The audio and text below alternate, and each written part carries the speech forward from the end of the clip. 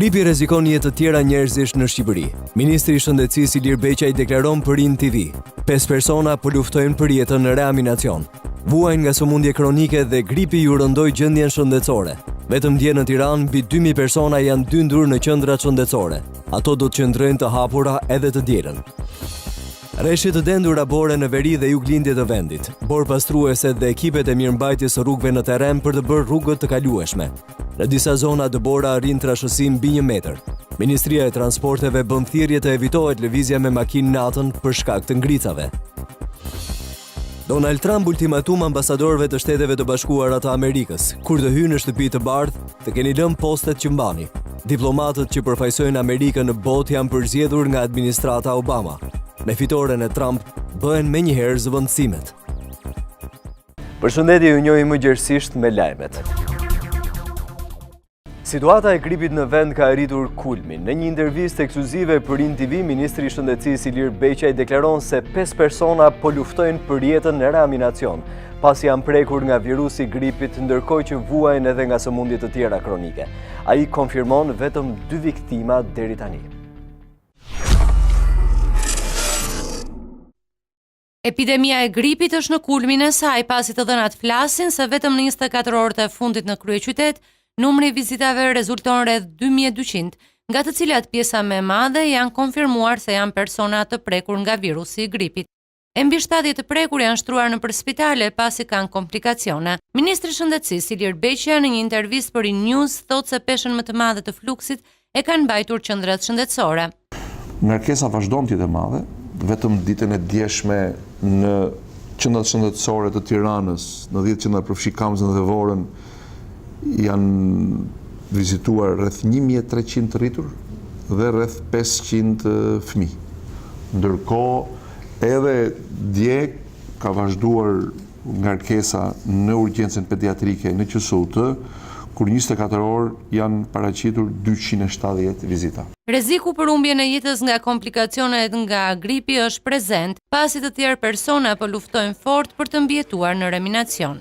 Ka patur edhe fatalitete, të cilët në fakt kanë qenë smur kronik me sëmundje të tjera, por me sa duket shtesa e virusit gripit i ka rënduar gjendjen e tyre shëndetësore, nuk kanë arritur ta përballojnë. Vazhdojnë të kemi në reanimacionet tona disa të smur rënd, për cilëve 5 prej tyre janë edhe të prekur nga virusi i gripit. Ministri i Shëndetësisë thekson se për shkak të epidemisë qytetarët janë dyndur në qendrat shëndetësore për t'u vaksinuar. Vetëm dje në qendrat shëndetësore të Tiranës 175 persona e kanë bërë vaksinën. Edhe pse jemi në një fazë që epidemia është e përhapur, mjekët këshillojnë që edhe në këtë moment vaksinimi është i vlefshëm, sepse edhe nëse nuk e shman komplet sëmundjen, bën që ajo të prek më lehtë. Të gjitha qendrat shëndetësore në vend në këto kushte kur epidemia e gripit është në kulmin e saj do të jenë hapur dhe ditën e diel.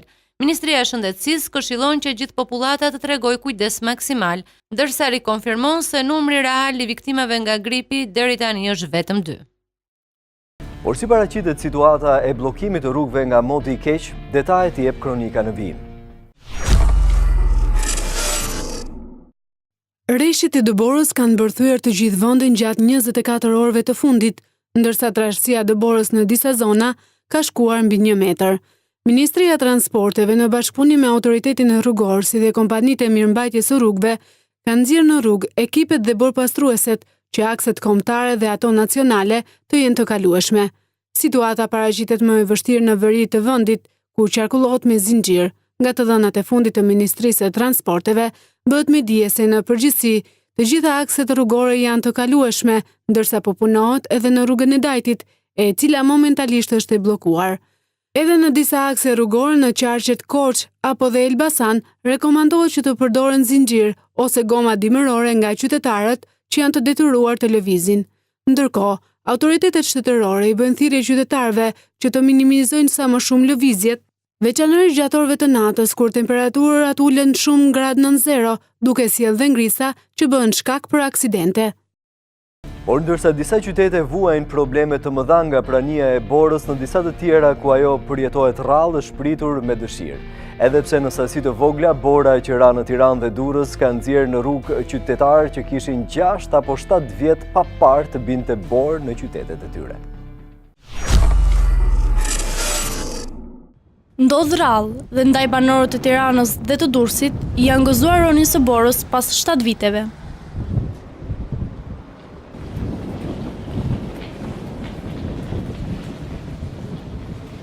Dhe pse janë këshilluar nga autoritetet të qëndrojnë brenda dhe të mos shkojnë në dajt, qytetarët nuk kanë nguruar të dalin nga shtëpia e të gëzojnë flokëve të Borës. Në qytetin e Durrësit, rreshtit e Borës kanë qenë më të dendura se në Tiranë. Ndaj ajo ka shtruar pak në rrugë dhe mbi makina. Sipas sinoptikanëve, parashikohet që rreshtit e Borës do vijojnë dhe në mbrëmjen e sotme. Është thjesht të japësh urdhra nga zyra, por një drejtues i vërtet duket kur prek vetë terrenin ashtu siç bëjnë vartësit e tij. Ndaj pamjet e Ministrit të Transporteve Sokol Dervishaj që i mbuluar nga bora inspektonte rrugët e bllokuara kanë surprizuar jo pak. Deri tani jemi mësuar t'i shohim ministrat vetëm në petkun e kostumit dhe shkresave në zyrë, jo mes borës dhe akullit. Jemi mësuar të shohim ministra që lëvizin me makina luksoze e japin urdhra nga zyra, por ka edhe nga ata që din të jenë ndryshe. Ndër pamjet e borës që zbardhi dje vendin, ra në sy edhe një zyrtar i lartë që zbardhte po njësoj me situatës rënduar në rrugë. Sokol Dervishaj, Ministri i Transporteve, ishte nga të vetmit të antarë të kabinetit që nuk u mjaftua me konferencën live nga Facebooku për situatën e rënduar, por zbriti në terren për të inspektuar bllokimin e rrugëve në veri të vendit. Do të marrim gjitha maca, do të bëjmë maksimumin që ta përballojmë këtë situatë, por që situata është siç e shikojmë, e rënduar dhe pritet që të rëndohet akoma dhe më shumë. Gjithsesi akset kryesore nacionale për momentin që flasim janë të kalueshme me vështirësi. Por edhe në ditë të zakonshme, Dervishaj ne shikon me skalimtarve të thjesht, duke pritur semaforin në rrugë për të shkuar në punë. Nëse do ishte në ndonjë shtet tjetër të Europës, Ministri Dervishaj do të zinte faqet e para të medjave, siç edhe ka ndodhur me zyrtar të lartë që presin me trot për të shkuar në punë. Bajkeqja nga moti nuk ka kaluar rende, shtuna pritet të ulë edhe disa gradë të tjera nën zero temperaturat. Vetëm java që vjen mund të sjellë përmirësim të kushteve të motit. Vendi është zgjuar me një mot shumë herë më të ftohtë se ditët që lan pas dhe me rreshje dëbore thuajse në çdo qytet të vendit. Por lajmet e këqija nuk përfundojnë sot, pasi sinoptikanët raportojnë për keqësim të mëtejshëm në ditët në vijim. Temperaturat nën 0 gradë të shoqëruara dhe me erë të fortë priten që në mbrëmjen e kësaj të premte. Dita e shtunë do të jetë dhe më e ftohta e këtij muaji dhe termometri do të zbresë dhe disa gradë të tjera me minus. Zonat më problematike nga moti sipas sinoptikanëve do të jenë Peshkopia, Bulqiza, Kuksi, ku priten që temperaturat të shënojnë vlera deri në -17 apo -18 gradë Celsius. Problematike do të jenë dhe zonat e juglindjes, ndërsa në Tiranë parashikohen që nga nesër temperaturat të shkojnë deri -6 apo dhe 7 gradë Celsius. Përmirësimi i kushteve klimaterike do të nisë javën e ardhshme. Stuhi të forta bore dhe era të forta shkaktojnë kaos në Europë. Paralizohet transporti në disa shtete të kontinentit. I ftohti ekstreme, temperatura të ulta, rreshti dëbore, ngrica e stuhi ka paralizuar pjesën më të madhe të kontinentit evropian, duke shkaktuar kaos në pjesën më të madhe të Evropës qendrore dhe atë lindore. Pjesa veriore dhe qendrore e kontinentit rezulton të jetë më e prekura nga i ftohti polar. Transporti është paralizuar dhe linjat e energjisë elektrike kanë rënë në disa rajone të Republikës Çeke, Austrisë e Polonisë. Në Hungari, ulja e ndjeshme e temperaturave ka çuar dhe në ngrirjen e disa lumejve. Sipas ekspertëve, një dimër i tillë nuk është parë për të paktën 30 vitet e fundit. Prandaj ata paralajmërojnë marrjen e masave për të shmangur humbjen e jetëve njerëzore. Prej këtij fronti polar, termometri do të shënojë ulje të menjëhershme në Austri, Greqi e Bielorusi, ndërsa në pjesën veriore të Finlandës e Suedisë, temperaturat gjatë natës mund të bien deri në -40 gradë Celsius. Parashikimet e sinoptikanëve për ditën flasin që termometri do të shkojë deri në -20 gradë Celsius. I ftohti acart pritet të zgjas e pakta deri fundjavën tjetër. Pikat e karburantit po abuzojnë me rritjen e çmimit të gazit, duke reflektuar rritjen e çmimit edhe te gazi që përdoret për ngrohje apo gatim. Inspektorët kanë nisur sot kontrolle duke ju bërë thirrje qytetarëve të mos bien pre e rritjes abuzive të çmimit, i cili është vetëm për gazin që përdoret për automjetet.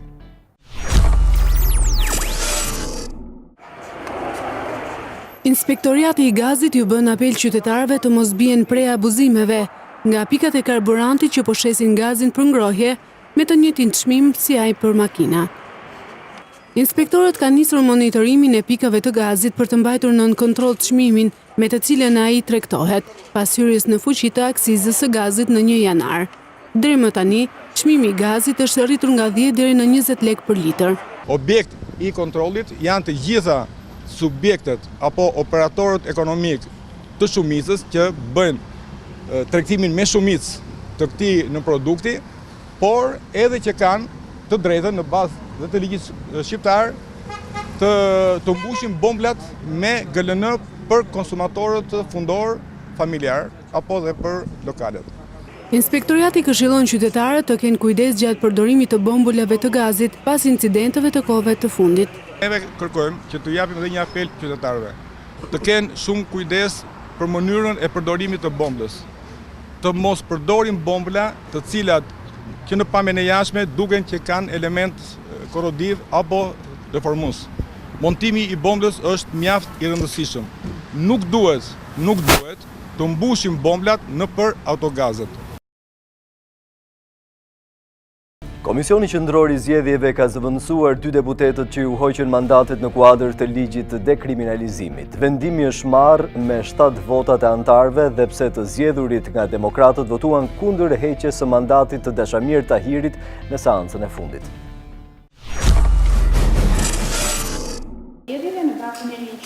Edhe pse votuan kundër heqjes së mandatit të ish deputetit Dashamir Tahiri, 3 antarët e zgjedhur në QSUT-së nga demokratët kanë votuar pro zëvendësimit të tij në kuvend. Me 7 vota pro, organi zgjedhur ka zëvendësuar 2 deputetët e qarkut të Vlorës, të cilëve ju hoq mandati në kuadër të ligjit të dekriminalizimit.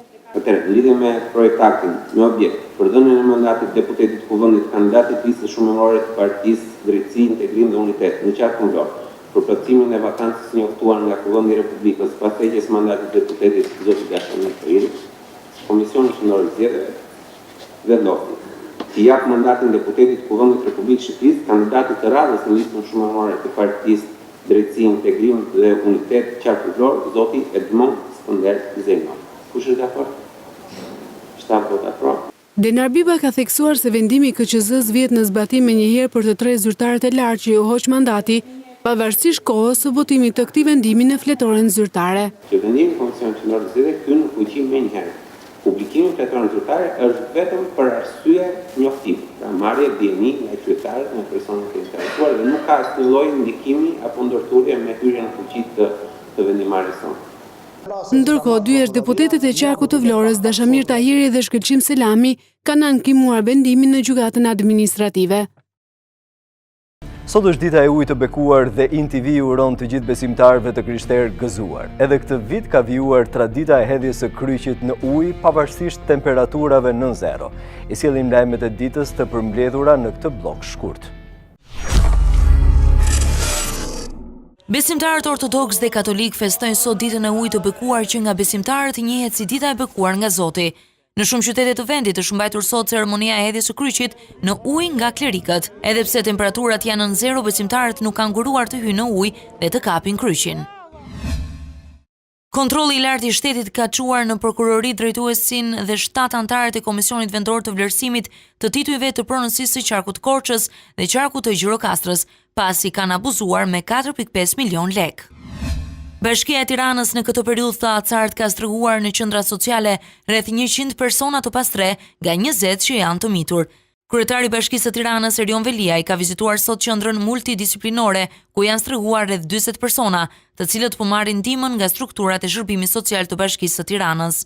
Gjithashtu, ai u ka bërë thirrje të gjithëve të sinjalizojnë për raste të tilla.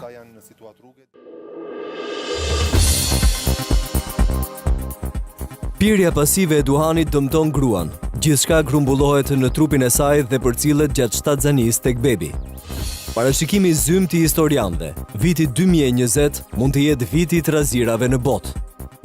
Ka reaguar për herë të parë Musha Radinaj pas ndalimit të tij nga policia franceze. Përmes një postimi në Facebook, ai ka deklaruar se rrugën që ka nisur shteti i Kosovës nuk e ndal dot askush. Pas ndalimit vjen edhe reagimi i parë i kryetarit të Aleancës për Ardhmërinë e Kosovës, Ramush Haradinaj. Në një postim në Facebook, ai ka shpjeguar sot keqardhjen për faktin se disa shtete ende i respektojnë vendimet e ish regjimit të Miloševićit. Haradinaj shkruan se rrugën e shtetit të Kosovës nuk mund ta ndalë askush. Ai, edhe pse po mbahet në paraburgim deri në arritjen e kërkesës për ekstradim nga Serbia, deklaron se nuk trembet nga fletarrestet. Ne si popull dhe si individ nuk kemi trembur nga tanket e Miloševićit dhe jo më nga fletarrestet e tij. Kam një porosi për mijët e Serbisë brenda dhe jashtë Kosovës. Rrugën e shtetit Kosovës nuk do të mund ta ndalë askush. Nuk i kemi rënë në qafë askujt dhe nuk do të lejojmë të na bjerë në qafë askush. Do takohemi shpejt në Kosovë. Ndërkohë Kosova ka kërkuar në rrugë zyrtare lirimin e Haradinajt. Ministri e Drejtësisë Durata Hoxha ka nisur një letër autoriteteve franceze. Kjo është e dyta kërkesë brenda javës që i drejtohet Ministrisë franceze të drejtësisë për lirimin e ish-kryeministrit Ramush Haradinaj. Ministria Hoxha i tha Radios Evropa e Lirë se po përcillen të gjitha hapat ligjor që do të mundësojnë lirimin e tij. Edhe ministri i jashtëm Enver Hoxha i ka thënë se është në kontakt telefonik me autoritetet franceze të cilave u ka kërkuar lirimin e Haradinajt, pasi sipas tij kërkesat e Serbisë janë të papranueshme. Ndërkohë Ministria e Drejtësisë së Serbisë tha të premten se në një afat sa më të shkurtër kohor do të kërkojë nga Franca ekstradimin e Haradinajt. Autoritetet franceze ndaluan të mërkurën në aeroportin e Bazelit Ramush Haradinaj mbi bazën në një urdhër arresti ndërkombëtar të lëshuar që në vitin 2004 nga autoritetet serbe me pretendimet për krime lufte të kryera në periudhën e luftës në Kosovë.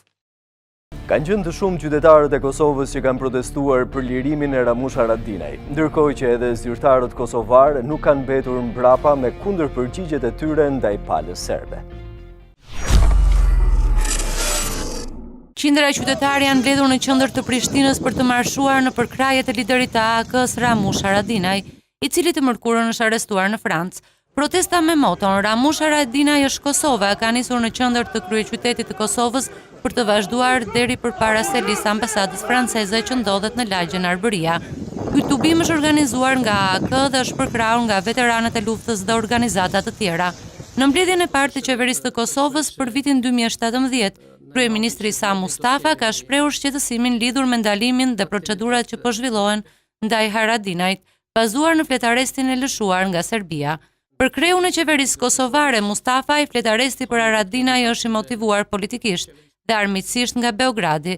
Sipas këtij, këto janë akte plotësisht të paligjshme dhe me tendenca të qarta për të provokuar tensione, konflikte dhe për të dëmtuar proceset europiane në rajon dhe më gjerë. Ndërkohë mësohet se ndalimi i vizitës së presidentit serb në Kosovë është bërë pikërisht për shkak të situatës të tensionuar. Ministri i jashtëm Hoxha ka thënë gjithashtu se ndalimi i vizitës së presidentit serb është një kundërpërgjigje ndaj Serbisë pas arrestimit të Ramush Haradinajt. Por cila është arsyeja që Ramush Haradinaj është personi më i urryer nga serbët? Në rubrikën In Topic ju sjellim në vëmendje historinë e tij që vazhdon të lërë gjurmë tek Serbia.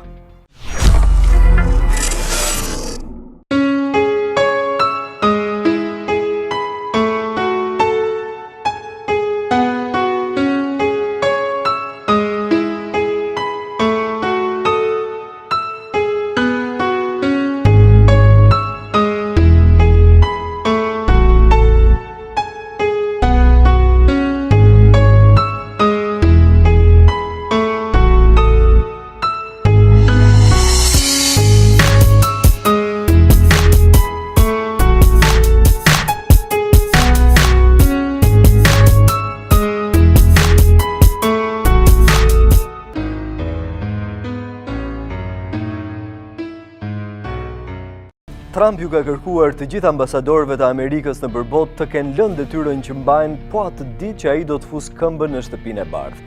Diplomatët aktual të SBA-ve janë përzgjedhur nga administrata Obama. Ekipi i tranzicionit të presidentit të zgjedhur amerikan Donald Trump nëpërmjet një urdhri të lëshuar kërkon largimin e ambasadorëve të Shteteve të Bashkuara të Amerikës të emëruar në periudhën e presidentit Obama. Në kërkesë thuhet se diplomatët duhet të dorëzojnë dorëheqjen nga funksionet diplomatike deri në datë 20 janar, ditë e cila kulmon edhe me formalizimin e Donald Trump në krye të Shteteve të Bashkuara të Amerikës. Dekreti i lëshuar pa përjashtim sipas një kablogrami të Departamentit të Shtetit të lërë Shtetet e Bashkuara pa diplomat të konfirmuar nga Senati për muaj të tërë në shtetet e rëndësishme si Gjermania, Kanadaja, Britania apo dhe Kosta Rika, Çekia e Belgjika. Ndërkohë, presidenti i shpallur Donald Trump ka përcaktuar 2 ambasadorët për 2 shtete si Izraeli dhe Kina.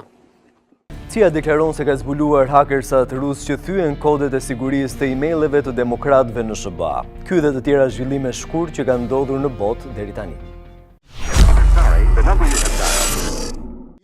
Shërbimet inteligjente amerikane kanë dalë në përfundimin se hakerat rusë kanë ndërhyrë në punët e brendshme të Amerikës, duke i përcjellë WikiLeaksit emailet e vjedhura me qëllim ndikimi në zgjedhjet presidenciale të nëntorit. Sipas mediave amerikane, prapa këtij skenari qëndron presidenti rus Vladimir Putin, i cili nëpërmjet palëve të treta ka ndikuar në këtë çështje. Shërbimet inteligjente ja kanë bërë të ditur informacionin presidentit aktual Obama dhe atij të ardhshëm Trump. Ky i fundit shpreh bindjen se Putin nuk ka gisht në vjedhjen e informacioneve. Rusia po redukton praninë e forcave të saj ushtarake në Siri. Ministria ruse e mbrojtjes njoftoi tërheqjen e aeroplan mbajtëses, admirali Kuzhnetsov. Ajo ishte stacionuar prej tetorit në brigjet siriane në mbështetje të bombardimeve kundër ISIS. Presidenti rus Vladimir Putin urdhëroi reduktimin e forcave ruse në Siri në mbështetje të armëpushimit të nisur në dhjetor. Sipas Putin, reduktimi i trupave është pjesë e përpjekjeve për t'i dhënë fund konfliktit 6 vjeçar të armatosur në këtë vend të lindjes së mesme. Të paktën 33 të burgosur kanë mbetur të vrarë pas një përleshje të ndodhur në një burg në veri të Brazilit. Sekretari lokal i drejtësisë Uziel Castro ka thënë se përgjegjës për vdekjet në burgun Monte Cristo që ndodhet në shtetin e Romaria ishte një bandë narkotrafikantësh. Ai tha se disa prej trupave u gjetën pa kokë. Ngjarja e rëndë vjen vetëm disa ditë pasi 56 të burgosur të tjerë vdiqën në një tjetër përleshje në shtetin fqinj. Për të gjithë ata që nuk kanë mundur të informohen me zhvillimet më të fundit, përcjellim lajmet kryesore në web. Indivi.al, Shqipëria të paktën këtu e lë Serbin pas. Opinion.al, Nishani, kam informacion nga shish në vend ka hyrë far kanabisi me tonelata. Newsbomb.al, gjendet i vdekur brenda në makinë, policia sqaron çfarë ka ndodhur. Syri.net, Basha, sot ka vetëm një të vërtet për drogën, për korrupsionin dhe negociatat, ja cilat janë. Lapsi.al, anullohen fluturimet nga aeroporti i Prishtinës si pasojë e dëborës. Jeta është qef, vajzat në Durrës, striptizëm e sparkat në mes të dëborës. UEFA publikon formacionin më të mirë të vitit 2016, mbizotrojnë lojtarët e kampionatit spanjoll. Mbi 7 milion vota ka regjistruar faqja online e organizatës kryesore të futbollit evropian UEFA. Formacioni ideal i vitit 2016 ku mbizotrojnë lojtarët e kampionatit spanjoll janë 4 lojtarët nga Reali i Madridit dhe në 11 titulare ku më i vjetri është 38 vjeçari Gianluigi Buffon. Një tjetër juventin në repartin e prapavijës, pasi Bonucci bën pjesë në 4-shen e mbrojtjes që plotësohet edhe nga Jerome Boateng, Gerard Piqué dhe Sergio Ramos. Ky i fundit është edhe lojtari më i votuar i formacionit me 488.000 preferenca. Në mesfush la vend për kroatin Luka Modric, i cili formon treshen me Toni Kroos dhe Andres Iniestan. Një mesfush e gjitha nga La Liga, po ashtu si sulmi që prezanton tredhëmshin e frikshëm. Griezmann në qendër të repartit të avancuar mbështetet nga dyshja Cristiano Ronaldo, Lionel Messi. Për sa u përket surprizave, ato janë preashtimet e Neymar, Luis Suarez dhe Gareth Bale. Ndërsa dëmimi i kampionatit spanjoll është absolut. 8 nga 11 lojtarët e formacionit aktivizohen nga klubet e La Ligas, ndërsa si rrallëherë Premier League nuk përfaqësohet me asnjë emër. Kjo edhe për shkak të ecurisë së dobët të klubeve ishullore në Europë.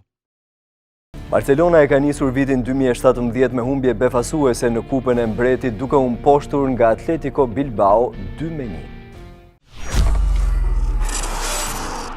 Barcelona e ka nisur vitin 2017 me humbje befasuese në Kupën e Mbretit. Katalanasit humbën 2-1 ndaj mysafirëve të Atletico Bilbaos. Atletico Bilbao zhbllokoi shifrat me Aduriz në të 25-tën. Ndërsa Barcelona ende nuk e kishte marrë veten nga goditja, Bilbao dyfishoi 3 minuta më pas me Williams. Katalanët reaguan në fraksionin e 2 të lojës me një super gol të Lionel Messit, por pavarësisht këmbguljes dhe faktit që në fush ishin pothuajse të gjithë hyjet e skuadrës, barazimi nuk erdhi. Barcelona nuk përfitoi as nga fakti që kundërshtarët e mbyllën lojën me 9 lojtar, pas kartonave të kuq të Raul Garcias në të 74-ën dhe Iturraspe 10 minuta përpara fundit të lojës. Pavarësisht humbjes, Barça i ka të gjithë shanset të përmbys shifrat dhe të kualifikohet në ndeshjen e kthimit që do të luhet javën e ardhshme në Camp Nou.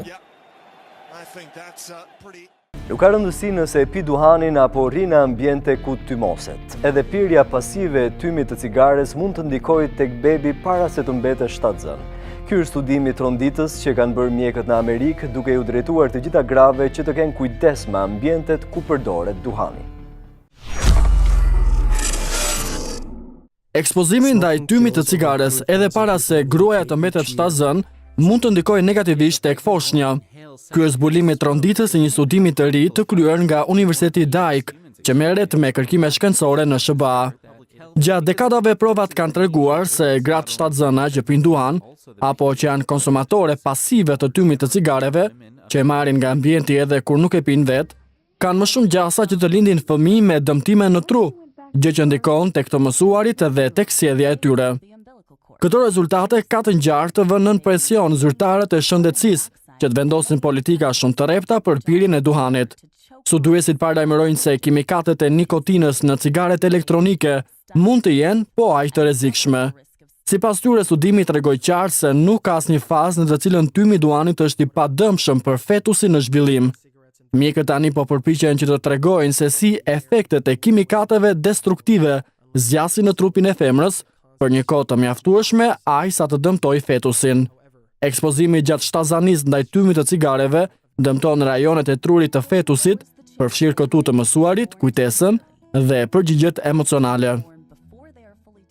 Viti 2020 mund të mos jetë një vit i mirë për botën. Historianët kanë studiuar ngjarjet që po ndodhin në arenën ndërkombëtare dhe mendojnë se pas 3 viteve bota do të hyjë në një vorbull të madhe trazirash. Zbulojmë bashk argumentet e tyre. Apo shkon qytetërimi drejt një kolapsi?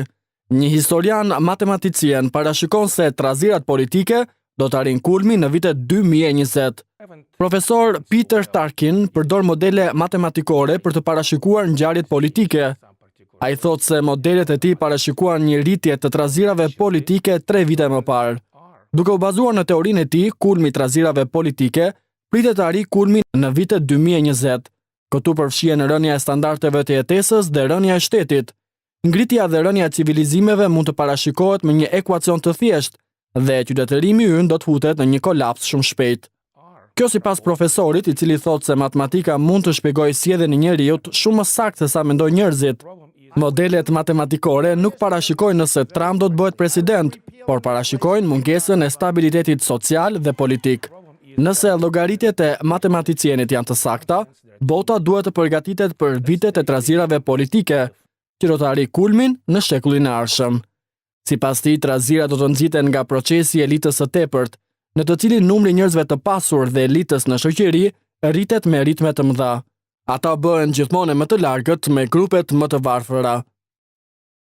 Kalemet e showbizit do të ndiqni. Kylie Jenner dhe i dashuri i saj Tyga po shijojnë disa pushime romantike në Meksik, ndërsa Fergie, këngëtarja fituese e disa çmimeve Grammy, i tregon të gjithëve se mund të ishte shumë mirë edhe një modele e suksesshme. Kylie Jenner dhe i dashuri i saj Tyga po shijojnë disa pushime romantike në Meksik këtë javë. Në disa foto të publikuara nga Daily Mail, reperi shihet teksa është i fiksuar pas të pasmeve të Jenner, pasi për asnjë moment nuk i largon duart prej tyre. Ylli 19 vjeçar ka treguar trupin e saj të tonifikuar e veshur me një palë rroba plazhi, që tregojnë më së miri fundshpinën e saj. E quajnë Beyoncé kurte, si për zërin e fuqishëm, ashtu edhe për bukurinë fizike. Hailey Love është e famshme për këngët e saj në mbështetje të luftëtarëve peshmerga, të cilat e kanë kthyer në shënjestrën e njerëzve të ISIS-it Abu Bakr al-Baghdadi. Ajo është ylli ynë, i tha Corriere della Sera's, përgjegjësi i hotelit më të blinduar të Erbilit, Rotana, ku Hailey qëndron shpesh. Ajo është këngëtarja fituese e disa çmimeve Grammy, por Fergie shumë mirë mund të ishte edhe një modele e suksesshme. Artistja 41 vjeçare u fotografuar me bikini gjatë një dite pushimi në plazh dhe nga fotot duket të paktën 20 vjet më e re. Fergie ndodhet aktualisht në Maui me bashortin e saj, aktorin e njohur Josh Duhamel. Transplanti i zemrës mund të jetë edhe më i thjeshtë. Krijohet aparatura që siguron mbajtjen e këtij organi në kushte optimale, të cilat lejojnë transportin e saj në distanca të konsiderueshme.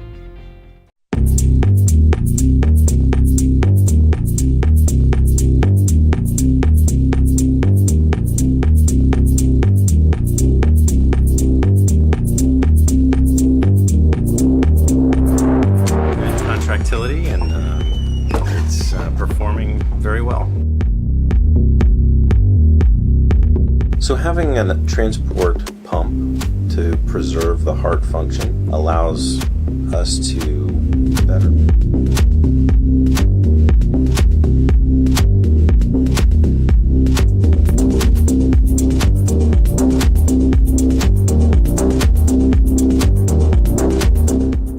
Yoga mendohet se është një sport me shumë benefite për organizmin e njeriut. Ndiqni në foton e ditës se si me qindra fëmijë bashkohen një orë mësimi joge në Indi. Institucionet arsimore në vend e shohin të rëndësishme për sjelljen e vlerave të jogës në jetën e fëmijëve të tyre.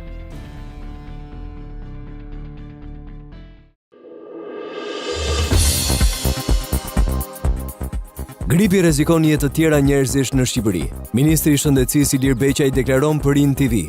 5 persona po luftojnë për jetën në reanimacion.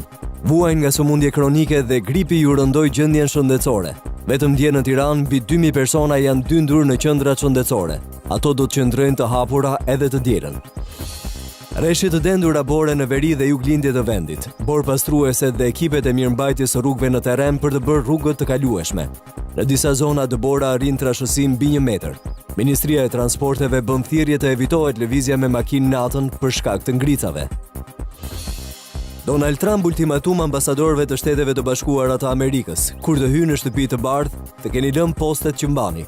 Diplomatët që përfaqësojnë Amerikën në botë janë përzgjedhur nga administrata Obama.